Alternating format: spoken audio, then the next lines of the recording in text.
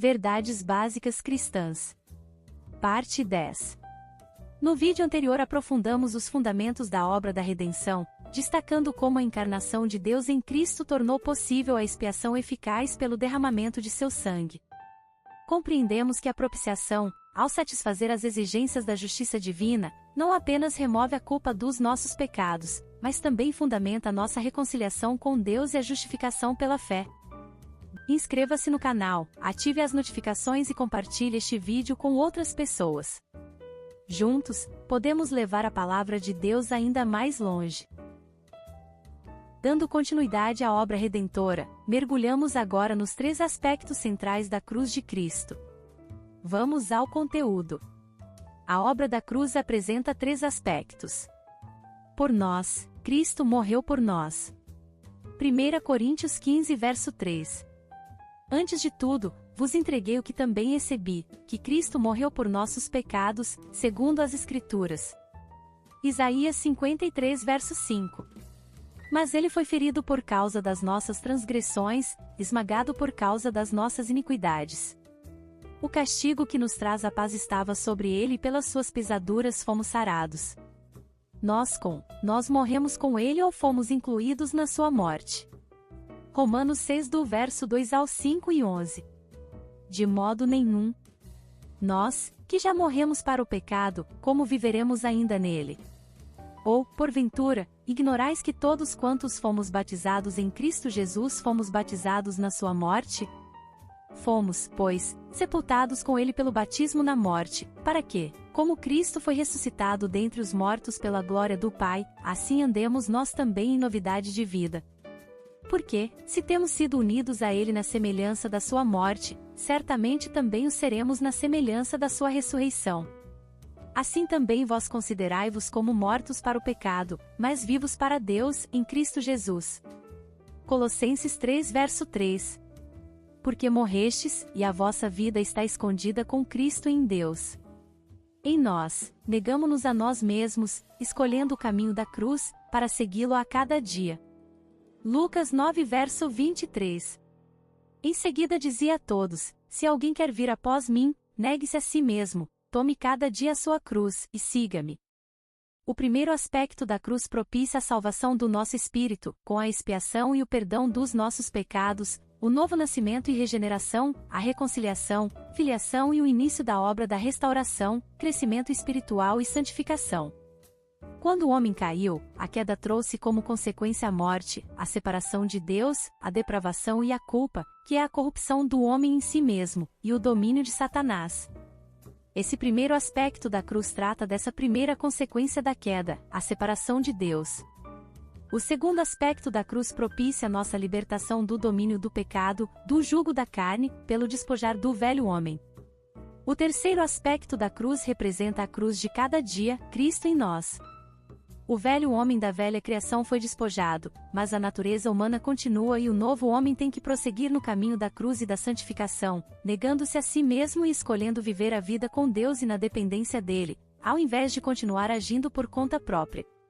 Romanos 12 verso 1.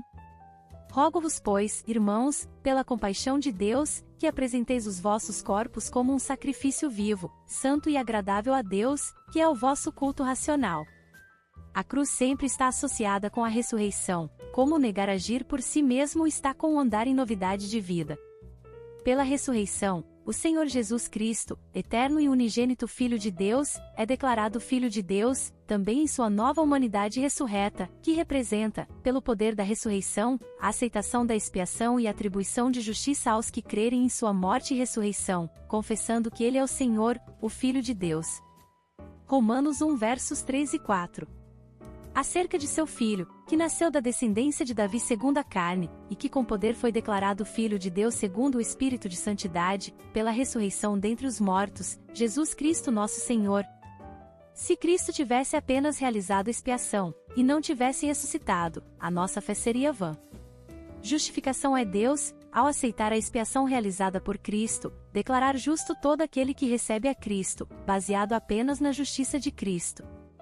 Romanos 3 do verso 21 ao 26. Mas agora, sem lei, tem se manifestado a justiça de Deus, que é atestada pela lei e pelos profetas, isto é, a justiça de Deus pela fé em Jesus Cristo para todos os que creem, pois não há distinção. Porque todos pecaram e destituídos estão da glória de Deus, sendo justificados gratuitamente pela sua graça, mediante a redenção que é em Cristo Jesus, ao qual Deus propôs como propiciação, pela fé, no seu sangue, para a demonstração da sua justiça por ter ele na sua paciência, deixado de lado os delitos outrora cometidos, para a demonstração da sua justiça neste tempo presente, para que ele seja justo e também justificador daquele que tem fé em Jesus. Somos justificados, declarados justos, no momento de nossa salvação. Justificação não nos torna justos em nós mesmos, mas declara nossa justiça. Nossa justiça vem de colocarmos nossa fé na obra redentora completa de Jesus Cristo. Seu sacrifício cobre o nosso pecado, permitindo que Deus nos veja como justificados e sem qualquer mancha. Pelo fato de sermos incluídos em Cristo, Deus vê a justiça de Cristo, quando olha para nós. Isso alcança as exigências de Deus para a justiça, portanto, Ele nos declara justos e nos justifica.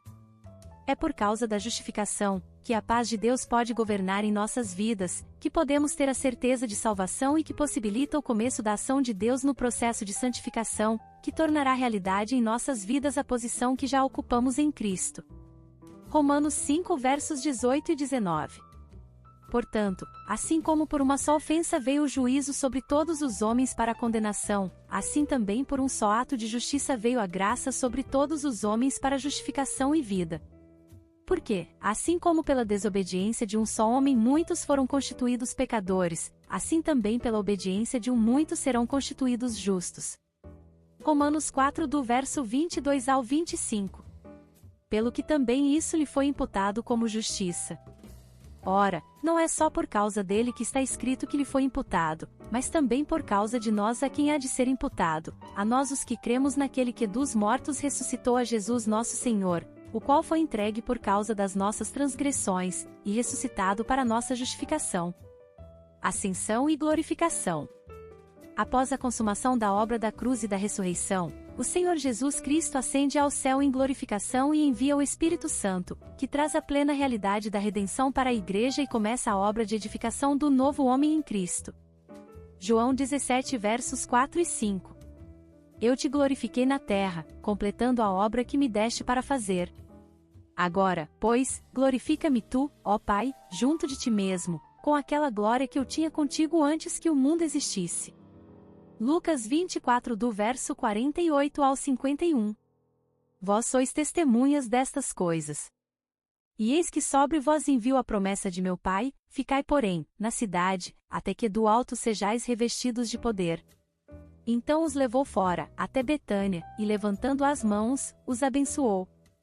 E aconteceu que, enquanto os abençoava, apartou-se deles, e foi elevado ao céu. Atos dos Apóstolos 2 do verso 33 ao 36.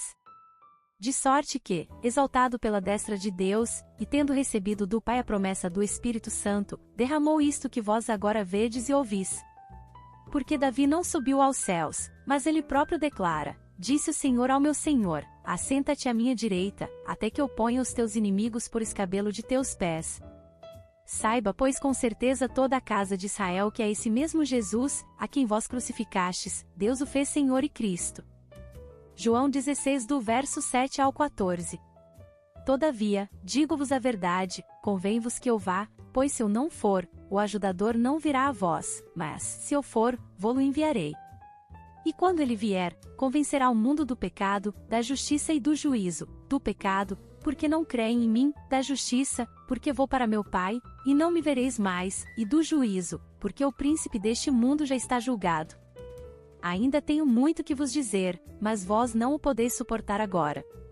Quando vier, porém, aquele, o Espírito da verdade, ele vos guiará a toda a verdade, porque não falará por si mesmo, mas dirá o que tiver ouvido, e vos anunciará as coisas vindouras.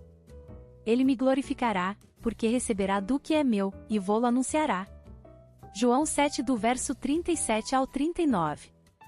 Ora, no seu último dia, o grande dia da festa, Jesus pôs-se em pé e clamou, dizendo, se alguém tem sede, venha a mim e beba. Quem crê em mim, como diz a Escritura, do seu interior correrão rios de água viva.